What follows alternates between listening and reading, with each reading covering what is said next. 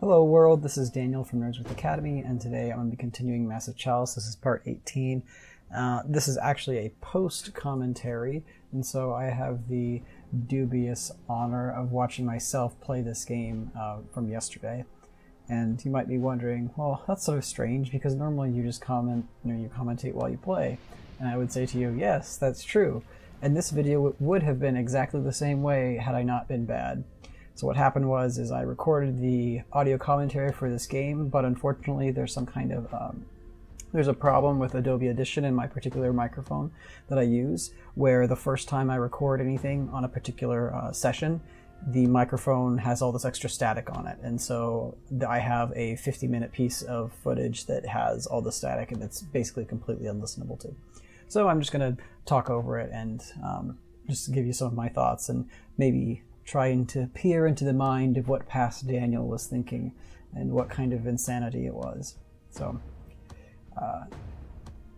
yeah, it's just yesterday was kind of a bit of a mess for me. So first the part 15 didn't. I uploaded it once, and none of the audio wasn't working very well.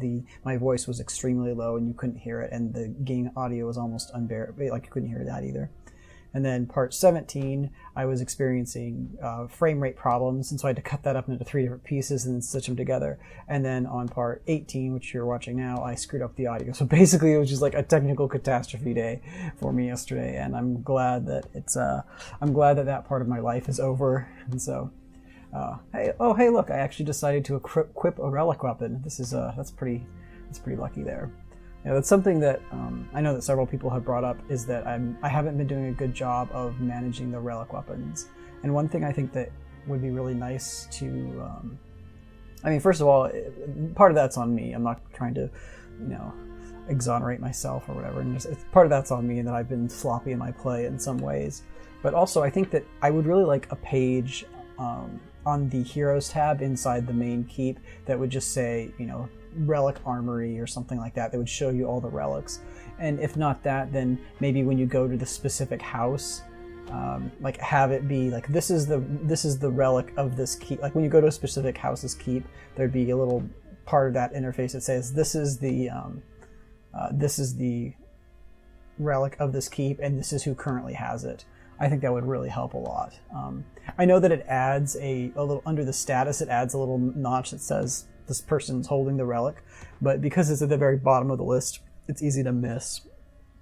And also it's hard because then, like for instance, now I'm looking through all my different heroes, and if I'm trying to find out like, oh, do the pages have a relic? Like I'd have to look at every single one of them in order to find out. And so, maybe you'd put something here too. There's some little icon that would specify that this person has a relic weapon. That would also be helpful. Or the other option is just I could stop being bad and actually pay attention to it or write it down or something. It seems like it's a little bit of extra work, and I don't think that the game benefits from not telling you very clearly like who has the family relic. I also want to say that not the previous episode, but actually I can't remember if I used them in episode 17, but the bees in a bottle are pretty fun. I really like those.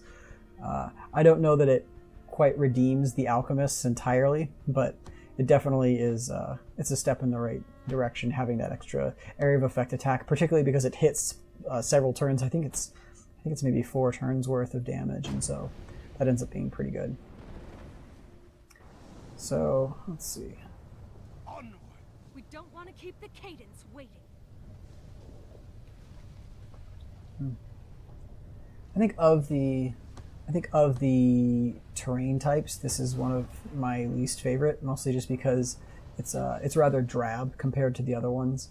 For instance, there's one that has a sort of autumnal color palette that's very pretty, and then there's another one that has like the interesting marshes, and this one it seems very gray. And I understand it's supposed to be, I'm not sure where it is actually. So let's see, I've almost got my second relic weapon to level 10, which is really good, and that's in the lower Geisling household. So that's always exciting. I do like the relic weapons, and I like how you level them up. I just wish that the management of it were a little bit easier. It adds this extra level of, well, I guess I like the relic weapons because it adds an element of permanence to the game, where most of the other things that you're dealing with in the game you sort of have to, like your characters, you realize that they're going to be, it's just going to be temporary. Whereas with the relic weapons, this is something that if you manage it correctly, you could be using this the entire game. And I think that adds a nice touch. And so that's why once I finally figured out that the relic weapons were useful, I started to focus on getting the people with the relic weapons kills and getting those weapons leveled up. So one thing I was thinking about last night actually is with the alchemists and how it's hard to find uses for them. And I was wondering if it would be useful and or hilarious to have an alchemist house that you specifically build toward being essentially throwaway characters. I know there's one of the items that I haven't researched that I look into. I believe it's this episode or maybe the previous one, is the it's some kind of exploding item that you use that causes you to explode. And I wonder, what if you have an alchemist that has that, and then you combine that with I believe they have a I missed this charge, that made me sad. I was off by one tile. But what if you combine that exploding item with, I believe they can get rupture armor, and so then the idea would be you run in your alchemist and you just have them as kind of like a throwaway character, and so you try to do as much damage as you can, use your free throw, use your bees in a bottle, throw your regular flask or whatever, and then trigger your main explosive ability. I don't know what that explosive item does exactly. I haven't researched it in this game, but I do think it would be pretty fun to try out. So. And these are I think this is the first time I meet the advanced lapses, actually. As far as I can tell, they're hard to hit. They have high evasion, but then they have and sort of medium hit points. But then the other thing is that their attacks, which you'll see in just a second here, they take off 300 XP per hit, which is quite significant. So let's see. Good old Karina Geisling. Yeah, she's the one that has inherited Birthright, and it's doing really well. Oh, and right as I say that, of course she misses. Oh man, this game. I like her because she's nimble, and I think that adds that extra damage to your hunters. I think so far the ones for the hunters that I really liked, I think Lone Wolf is very strong. I think that Nimble is good for the extra dexterity, and also I think it's Quick is the fast moving one, which gives you an extra tile to move, which is great. So I'm also not quite sure about the Flaro. I feel like sometimes it just doesn't do anything. Like here it actually blinded everyone, including my own character, but I don't know if they changed the way it works, so it's just some chance to blind everyone. But yeah, that minus 300 XP is pretty bad. So if they hit you once, you net 0 XP when you kill them. So yeah, so each of these guys basically does not help me advance in the game. And also, I can't quite read it because I'm watching a slightly lower resolution version. But yeah, they have very high evasion as well, which makes them hard to hit. And that's part of the reason why Karina missed her shot. I think she's rocking 115 accuracy with the what's it called? And so this is I think the first time I actually try charge, and it's pretty fun. But the problem is, and this is sort of the problem with using a caberjack or an alchemist, is that I do this damage, which is awesome, but then I reveal 2 more guys doing it. Whereas if I would have had a hunter there and just shot at him, it's like I would have done the damage and then not revealed these 2 extra guys. And so I think that's something that that Double Fine will need to work on in terms of balancing the hunter class. It seems like it's just a little bit too good most of the time. But so I guess when in doubt, throw some bees in a bottle, because bees. And actually, I think did that miss? I'm not sure, but I found the bees in a bottle quite good at doing sort of area denial. I wish that you could use it more than, I think you only get 2. I'll have to go back and look, but I believe it's 2 times a mission, which is, I guess, okay. Because if you look at it, I could run my troops away right now, and those bees would almost kill all 3 of those lapses.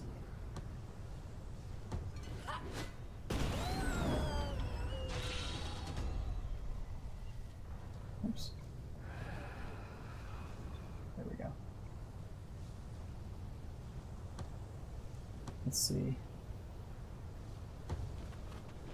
Oh yeah, the Ultra Elixir is this new thing that I don't know that I've used before, but it's a 25 hit point. 25 hit point heal, which is nice. You know, it's 2.5 times as good, especially once your characters start getting more levels. It becomes really critical, I think. So, the one problem with the bees in a bottle is that because it stays around and because the bees move a little bit each turn, I don't know if they damage my characters, to be honest. But I mean, they must. I'm not 100% sure, but I feel like they probably do. Yeah. Again, there's that high evasion, so I've missed several hunter shots against these guys. Luckily, the bees will finish them off, as well as I think stun the other one. I'm not sure if it was close enough to get stunned. That doesn't look like it.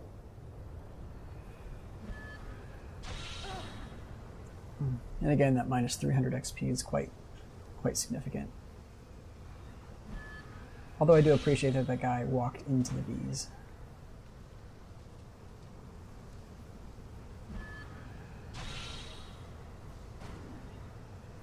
Overall, I think the lapses are not too much of a problem. The XP gain is a little bit, or the XP loss rather, is a little bit annoying, but really it's not something that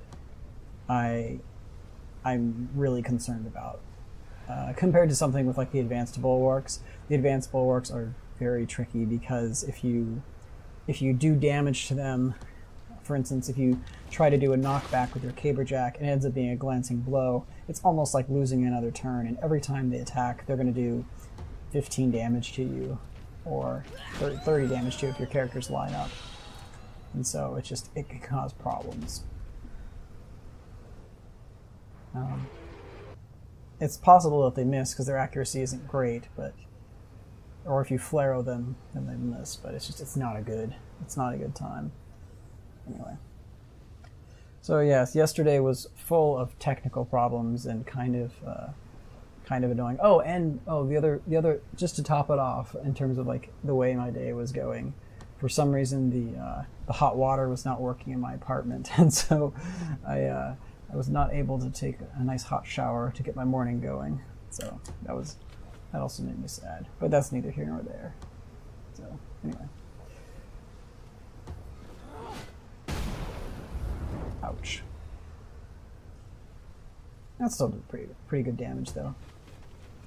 I think the pages are ending up being pretty strong. I like, I don't know, I think that they're doing well. I'm a little bit concerned now that I have 3 alchemist houses and 2 hunter ones that are both geislings, and then one caberjack house, the McGurts, that are somewhat plagued by bad genes and the disheartened trait. So that's a little bit annoying. I don't know. It's a little bit strange to me also that the Relores ended up switching into an alchemist house. I don't know exactly how. I mean, I know the event that happened. It's just that was sort of strange, and I didn't really anticipate that. And if I knew that's what was going to happen, I would have put the baby in a different house. But I don't know. I guess it's either here or there. And so let's see. Yeah, that stealth move is extremely good. It just, even if you don't get the Veil armor, which the Veil armor is even better than the regular stealth. The regular stealth is very powerful. I wonder if there should be a specific enemy that can counter it somehow. I'm trying to think about ways to change the hunters to make them slightly more balanced. One thing that I thought was if you could use sort of the same technique that Firaxis did with the sniper class in the new XCOM, where when you have a sniper rifle equipped, you're more accurate at range, but then your accuracy takes a penalty as the enemy gets closer. And so you might say, like, if there's an enemy within 4 tiles, then the hunter has some accuracy penalty. The problem though with that is then you have your 4 hunters or whatever, and they're all at the very edge of range, and they shoot the enemy, multiple times every turn before the enemy can shoot back. And so then it would give you even less incentive to get your hunters up close and to move the rest of your troops in. So I don't know. I think it's kind of a tricky problem, and I think that the way the game mechanics are structured make it so that it really just it favors being cautious, and it favors avoiding damage and avoiding loss as much as possible. And you do that by attacking at range rather than by getting up close, just to stop. Oh, congratulations! Good old. I think that's Karina. Is that right? Yeah. Rebecca Geisling has leveled up. As far as this one goes, I find that Deadeye to be quite a bit better. It gives you that, I believe it's 3 extra sight and range. I can see the shoot and scoot being very good too. It's just I haven't found a good situation for it. It seemed like it might be nice if you. I know that there's an alchemist weapon that you can research that throws up pillars, and so that might be a good use of it. So you have your alchemist throw a pillar as cover, and then you have your other guy sort of shoot and scoot around it. Or obviously you can use just regular cover throughout the game as well. But that might be something that might be another combo to try. Let's see, shall I charge my own guy? Probably not. So something that a couple of people brought up is that the apparently high-level caberjacks are also just beastly, and that's something that I really want to try. I haven't gotten. I don't think I've gotten the max level one yet. I think I've gotten them. I don't remember if it's this episode, but I think I get them pretty close to level 8 or 9. Oh. Boria, what's her face page? No.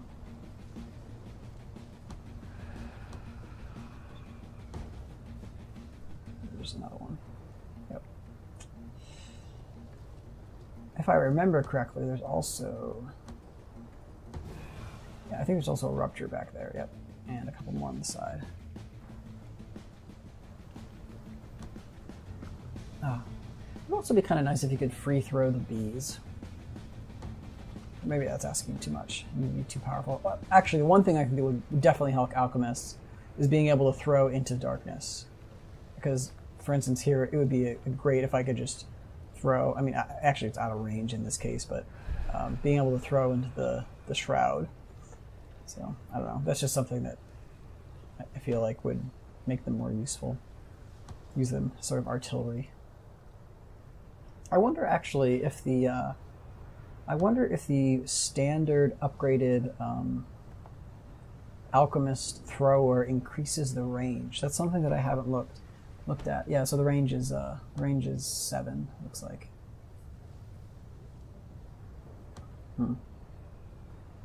That's interesting.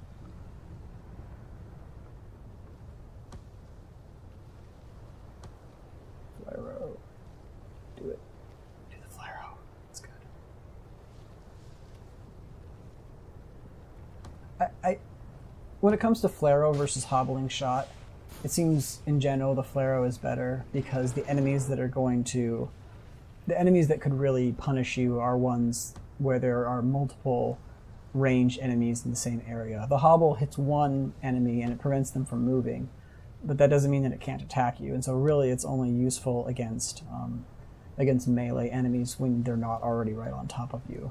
And so maybe against certain enemies that's better, but it seems as though the Flarrow is better, in addition to giving you the vision, which is just nice. Maybe that would be different. I would think differently if the Hobbling Shot lasted longer. I think it's only 1 round though, and so it's either 1 round of blinding, 3 to 4 enemies, or 1 round of preventing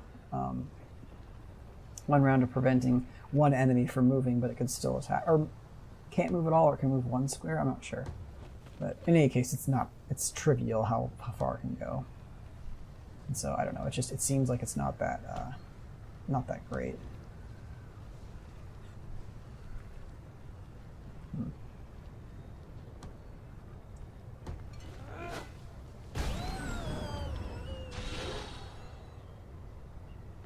I was actually pretty lucky, and I may not have needed to use the Flarrow there because I did get the stun off, but I don't know. It just seems as though it's better to be safe than sorry, particularly in a game where it's very easy to to get behind, it seems. There you go. Give your grandma some help. Actually, I don't think they're grandparents. I think they might be sisters, actually. Are they sisters? They might be aunt and uncle, or aunt and niece.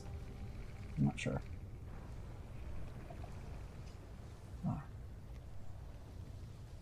So yeah, I really enjoyed mixing it up a little bit. For a while I was running a lot of hunters, and I think that's, in terms of just how good they are, that's probably superior in a lot of ways, but that doesn't necessarily mean it's the most fun way to play. And so I'm glad that I decided to mix in the additional alchemists instead. I think that adds a little bit of flavor, and also it gives me a chance to try out their abilities. It might be that a level 10 alchemist is better than a level 10 hunter, and is amazing, and basically turns the game into easy mode. I don't know, and so it just takes a long time to get up there, or to get them up to that level.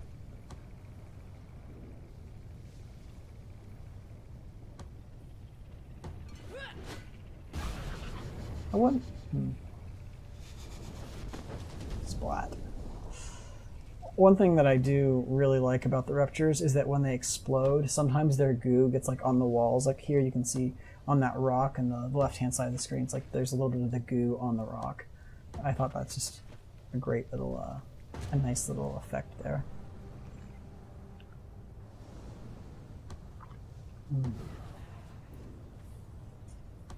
I mentioned earlier that I'm not super fond of this zone, mostly in terms of the color palette and just sort of the general art direction, I suppose. But I do like those sort of. I wish there were more of those spiky plants that we saw in just the previous shot. Yeah, like the sort of flowers, like that might make it more interesting. And the other thing is, I do love the geysers, and I think those are really cool. I think they add sort of an interesting element of randomness to the game. And here we have about 2 or 3 turns of me just slowly creeping up there because caution. So, yeah, man, that veil armor, so good. Oh, nice little beach. That's so nice. I think this is probably going to be Oria's last mission. She's 58. I think I retire her after this. I don't remember for certain, but I think she becomes a sage, right? So, which I think is fitting for an alchemist. Alchemists, that makes sense. I feel like that they would become sage rights afterward. Oh, hey, and Fairy earned a nickname. She's now Fairy Lusty Page. I'm not sure how she got lusty, but maybe she lusts for battle. We'll go with that.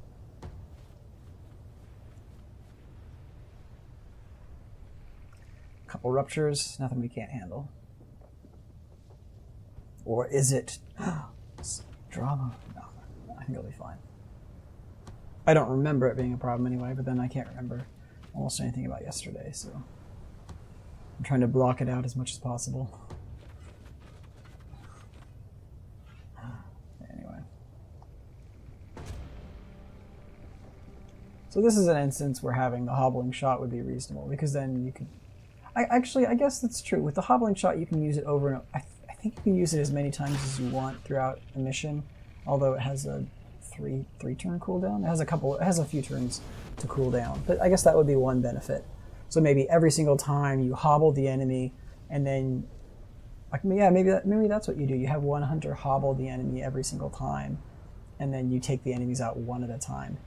If you have 2 hunters and one of them has the extra range, because you could hobble the enemy. Now, could you do that? Could you alternate between hobbling an enemy and shooting it, and then being just outside its range every single time with a group of hunters? I think you might be able to do that. That might be pretty good, actually, now that I think about it. Because I don't know that any I'd have to look at I'd have to do some inspecting on the enemies, but I think that most enemies have maybe 10 range. Maybe it's, will this cradle show up? Oh, a cradle. Ouch.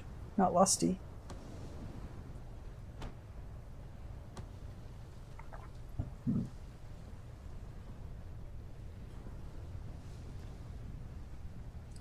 Yeah, that's an interesting thought. I hadn't thought about that before. I wonder if that would be if that would be a reasonable thing to do. So basically every time you fight the enemy, you use one guy to hobble it to lock it in place, and you use some other hunter to hit it at max range. Huh. That'd be sort of fun to try, actually.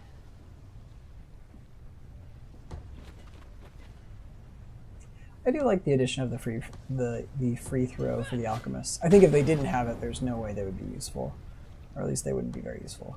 But is this the spot where I throw it randomly? There's one of these episodes where I just accidentally throw a potion randomly and it just doesn't do anything useful. Can't remember. I say one of these times, but it probably happens multiple times. So there we go. Let's level up Lusty. 480, wow. That's pretty good. Oh, and a massive victory. Wow. Watching this was just like seeing the battle at Squee's Gate again. We didn't tell you about that one, did we? I don't believe so. Squee's Gate. How? Oops. So luckily, yeah, so I reduced the Sage Right's corruption, and that's good, but there's definitely going to be an issue at the end of this episode, which I've been thinking about. We've got something for you. I doubt it's something you'll expect. No, the capital of misfit heroes. Tomorrow, heart and home, sits before you, waiting patiently. Out of all your heroes, you've used me the least. I never asked to fight for you. I was born into this. What's the point of all this training this time if I have no purpose here? Tell me what to do. And this is Tamora Heart and Home. She's a level 7 Caberjack. I'm gonna, and then I release her, and so she takes a leave of absence. She's overcome with gratitude and promises to make the most out of the furlough. Furlough, I think. So, and I decided to research the skipping stone. This is an item that allows you to switch positions with with another character. I'm not sure if it's only your team, or if it's also Cadence. I'll have to figure it out. So, by trying it. And so, yeah, I believe I decide to retire Aurea. She has several battles under her belt, and I don't know. High intuition is good all around, really. So.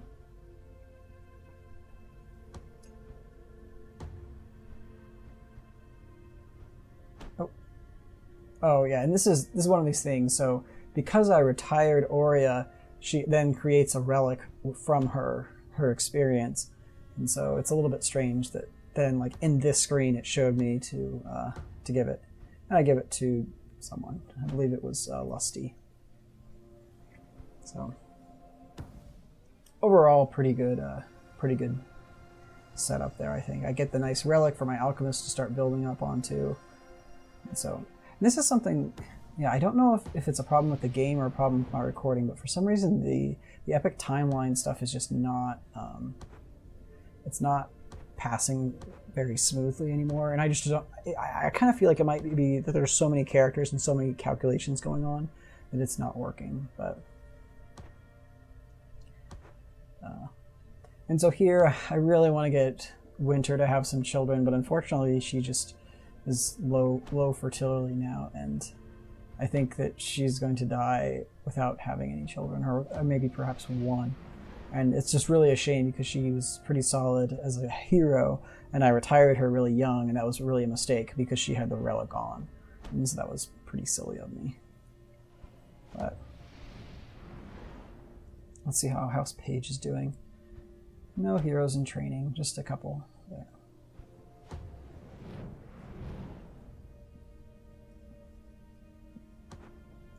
Old McGurts. I swear, I think the entire McGirt clan is either asthmatic or disheartened, both of which are kind of annoying to deal with. I mean, I guess asthmatic is not the end of the world as long as you remember that they have it, but if you ever forget, I think it's -2 movement the turn after you sprint. So if you do both your actions. Oh no, Valerie Geisling has died, the partner of Regent Nord, Kyron Nord.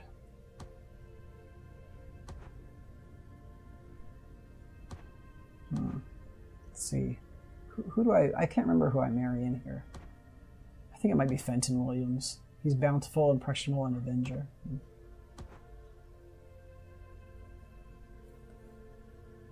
I'm trying to think, like, as I've been playing through this game and watching some of my own things, I'm thinking about how I'm going to play the next time.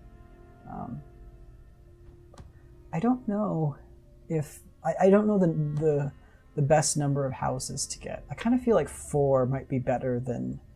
Or 4 or 5 might be better than like 6 or 7. Because I'm wondering, what if you do...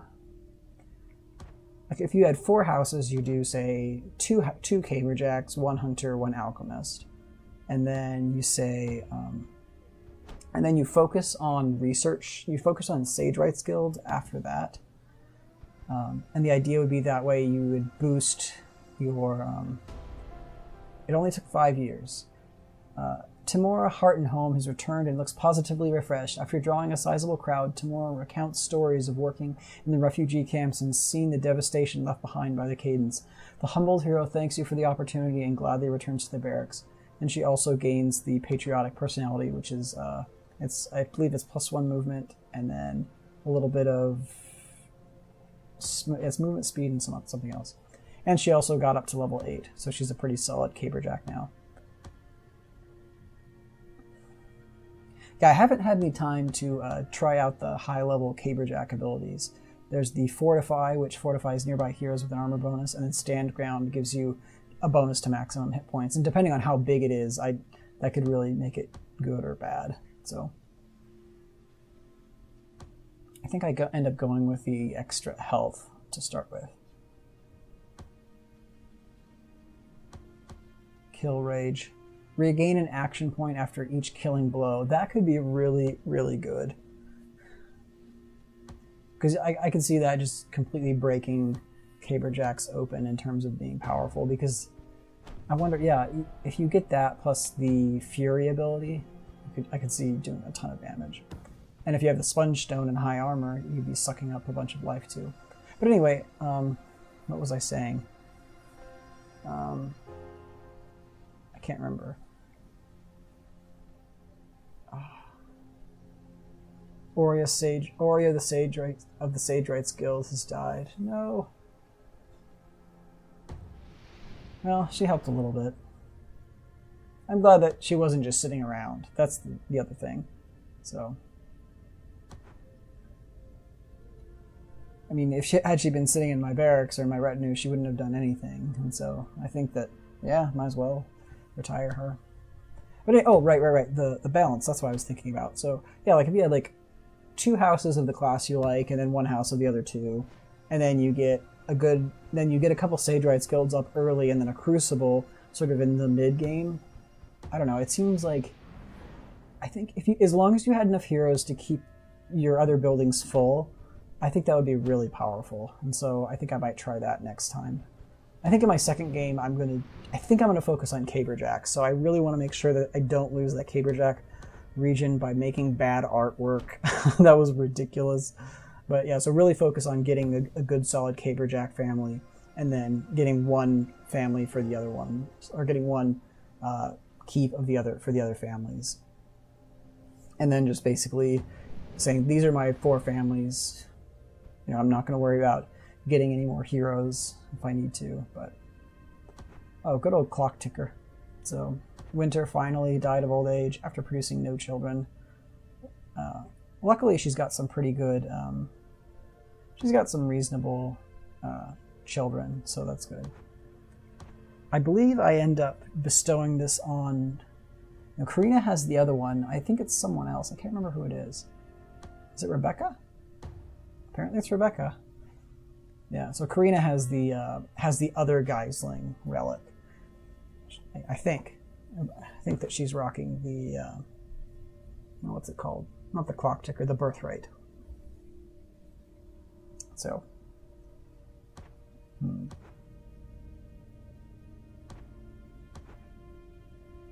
Leonard. So we've got a fair number of Geislings because we have the 2 keeps. Yeah, I think I would go for a second Sage Rights Guild earlier, if in my next playthrough, as long as I can have the warm bodies to put in it. because I was thinking about it, and the Sage Rights Guild, it cuts down the time of everything else you're going to do in the game. And so if you build one Sage Rights Guild, and then as long as you can fill it up, that's the key point. If you build it and it just sits there and it's empty, it's a waste. But if you can build it and fill it up, everything else that you want to research is faster and cheaper. And so if you build a couple or 3 of them, then suddenly Ada is now the regent of the upper branch of the Geislings.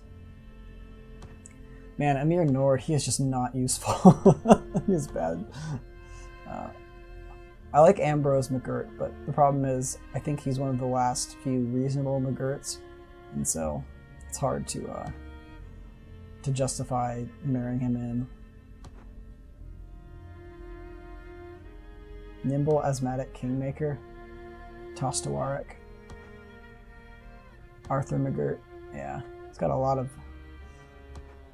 Man. Wily Kingmaker and Asthmatic. That's not terrible.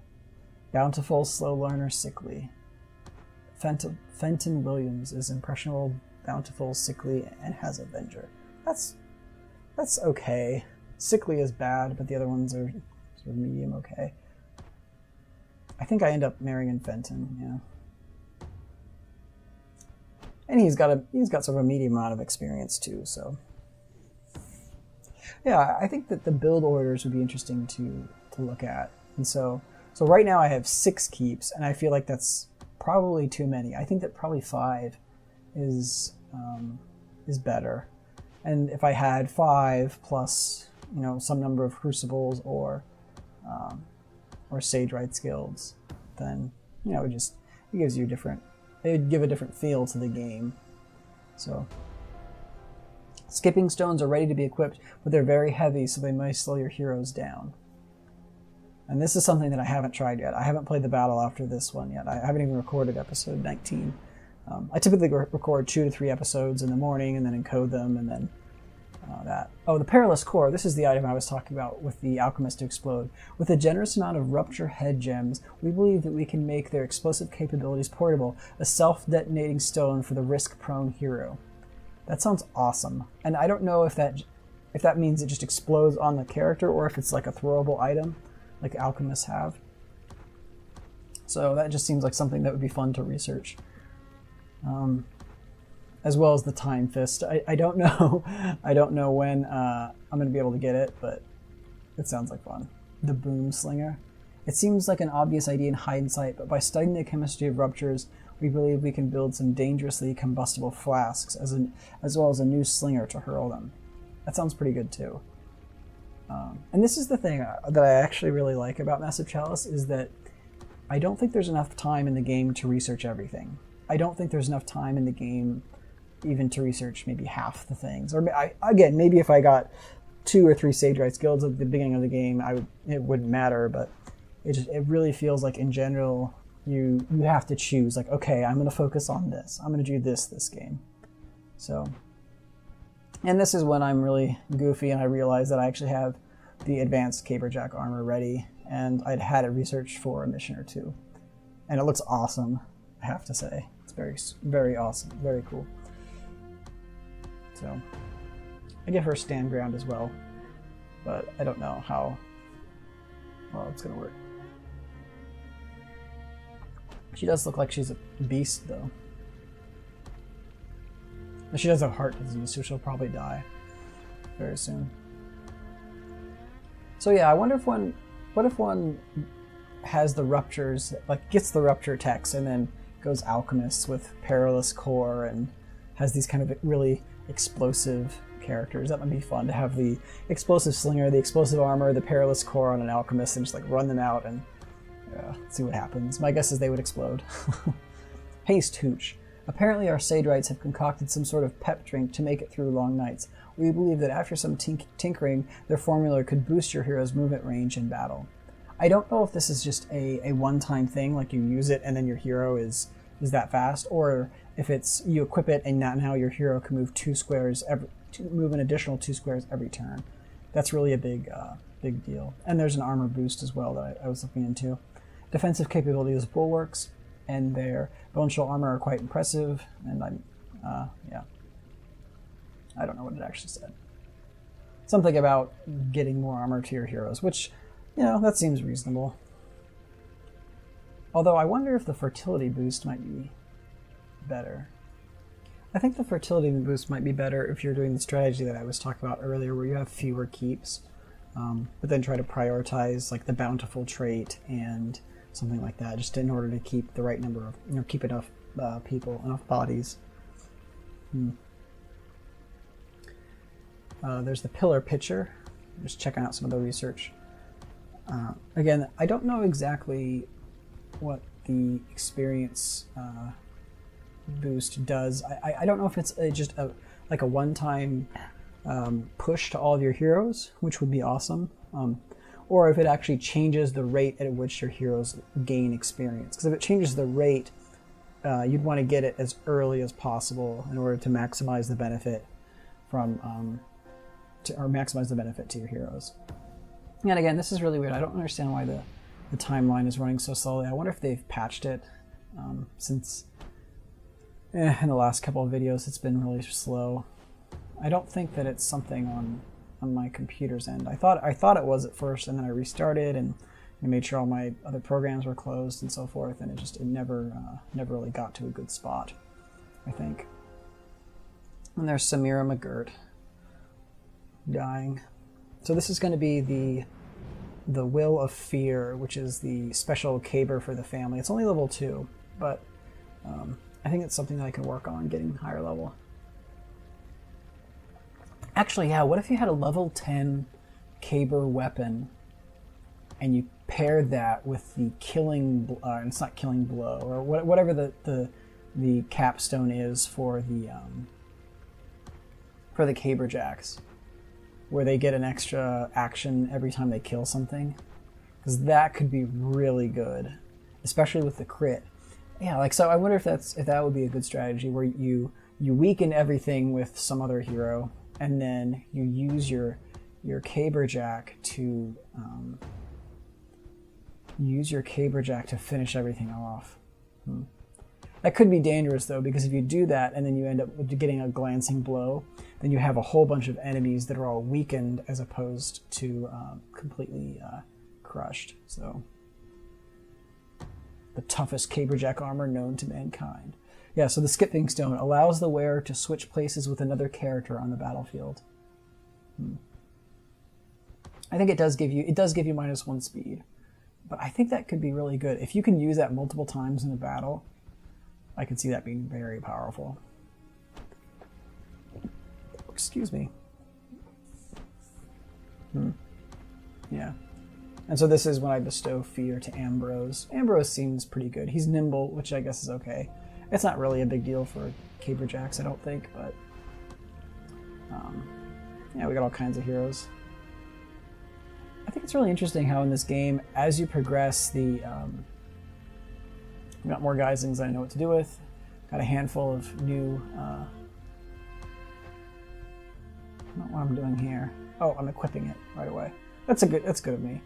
So yeah, it looks like it does a couple more damage and has that 20% critical chance, and that's just at level 2. So at level 10, it'll probably be an extra, 10 damage or something. It's a lot. But yeah, this is really weird. I don't know what has changed about the timeline, but it ticks really slowly. Okay, now this is the decision I was talking about. That's going to be really hard. Okay, this is the problem. So if I don't defend House Nord, which is that southern region there, it dies right now. And so I could defend either my Sage Rights Guild or House Geisling's outer keep. However, if I defend House Nord now, there's a very good chance that the next cycle, those two, both my Sage Rights Guild and House Geisling, are going to be attacked. And if they're both attacked, I will lose one of them. Okay, I won't be able to stop both. And so I think, I haven't made this decision yet in game, I'm not that far, but I think that, although by the time you hear this, I will have played it already, I think I'm going to need to decide what to do. It's really tricky because, yeah, I will lose one of the two probably next time if I defend House Nord now.